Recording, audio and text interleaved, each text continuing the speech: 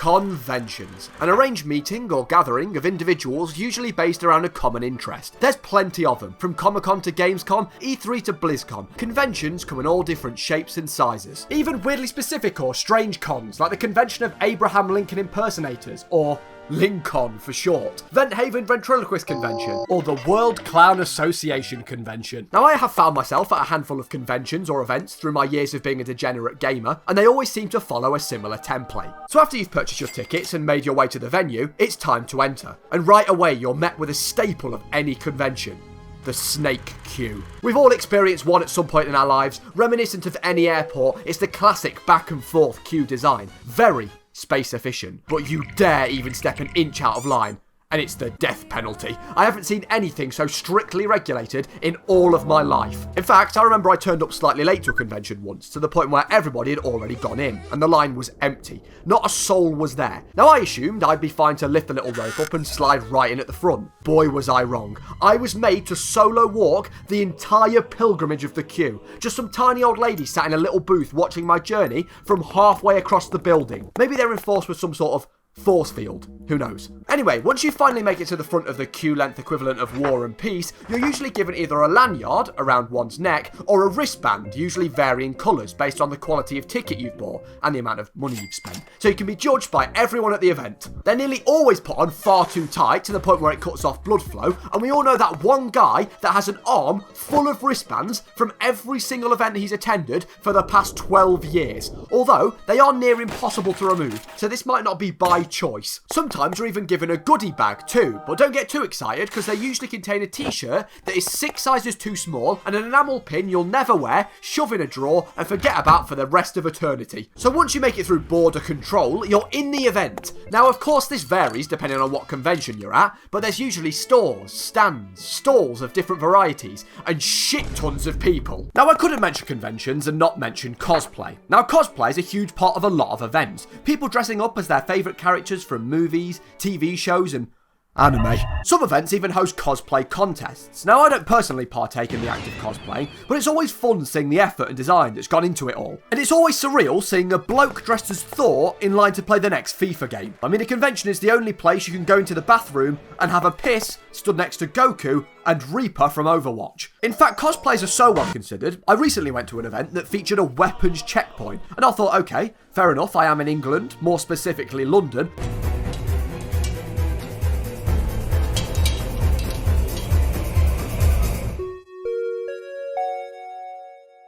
But I didn't think a convention would be a key area for knife violence until I realised it was an inspection point for cosplay weapons. So there was just this line full of people handing over a portal gun, blades of chaos, and a foam diamond sword for military inspection. Now, yet another common feature of a lot of conventions is the bring your own PC area. Pretty much just a gigantic hall of gaming PCs. A Linus wet dream. I ordered purple. Sure, it's cool seeing everyone's PC builds, but nothing screams gamer more than sitting at home on your PC for 10 hours a day compared to sitting on your PC for 10 hours a day at a convention. Or my personal favourite, for people that haven't lugged their PC along with them, the LAN area. Whenever I see a sign for one of these things at a convention, my eyes light up. Pretty much, it's just an area of rows of PCs playing a game on a singular LAN-hosted server, and people can hop on and off the rigs to play with your fellow convention goers. Now, normally, this is quite a wholesome idea. Everybody playing together in harmony. Then, I arrive. Now, everybody's favourite game, Minecraft, is quite a common title for these LAN areas. So you have around 15 to 20 children playing on a singular Minecraft server, and a free PC calling your name to join in on the building fun. So I crack my knuckles, sit down, and single-handedly ruin the entire server. Now, you usually do have moderators of these LAN areas. 2 guys sat down watching across all the monitors to make sure that nobody is up to no good. But as you can imagine, watching 25 kids playing Minecraft for 8 hours a day can get a little tedious. So they're nearly always playing solitaire in a separate tab.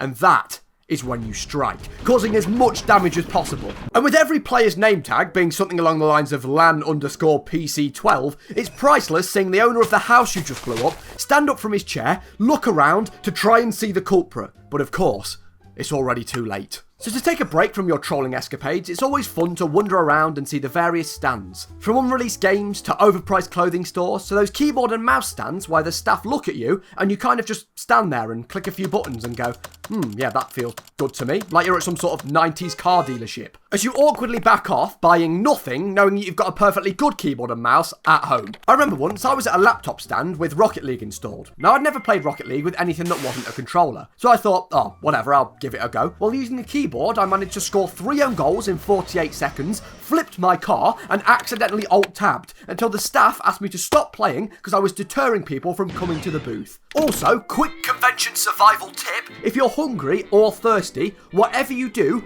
not buy food and drink in the event because you'll be charged about £45 for 3 chips. Now, with conventions being home to a lot of newer titles or unreleased games, there usually is an over 18s area for games that are, well, rated Peggy 18. Son of a...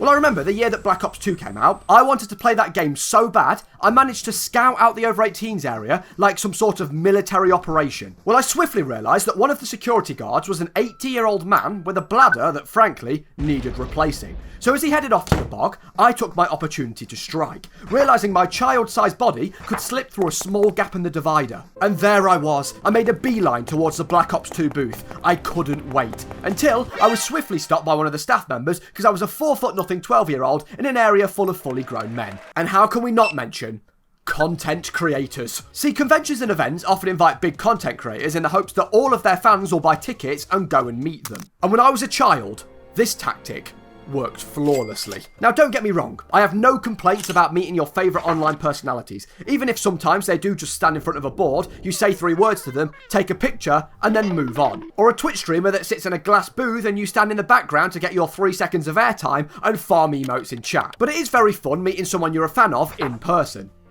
If it goes smoothly, that is. Well, when I was a young whippersnapper, I ran into an unspecified Minecraft content creator at the time. I nervously asked them for a photo, and they were very kind and agreed. So I proceeded to pull out my iPod Touch, dropping it, falling in what felt like slow motion, and it landed face down on the floor. A large crowd of people gathered around me, including the YouTuber, who had to watch me peel my iPod off the floor. It was like a Who Wants to Be a Millionaire type moment, where everybody was just waiting to see the verdict. Well, I flipped it over, and the screen was demolished. Regardless, I wiped away the tears, and I took the photo. And something I didn't realise till after the convention was every selfie I took that day with my online heroes had a massive fucking crack down the middle of the photograph. And if you're a convention planner, please, whatever you do not let YouTubers do a live Q&A on stage with their young fan base. I'm done.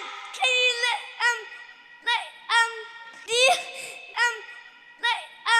So overall, conventions can be a great place to meet people with similar interests to you, play unreleased games, or meet your favourite content creators. They can be a great day out. Just pray to God that you don't turn up to a convention that is a poorly organised flop. Now, whilst we're on the topic of conventions, I myself will actually be at TwitchCon EU in Amsterdam from the 16th of July to the 17th of July.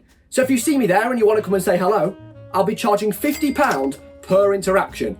And with all of that said, goodbye.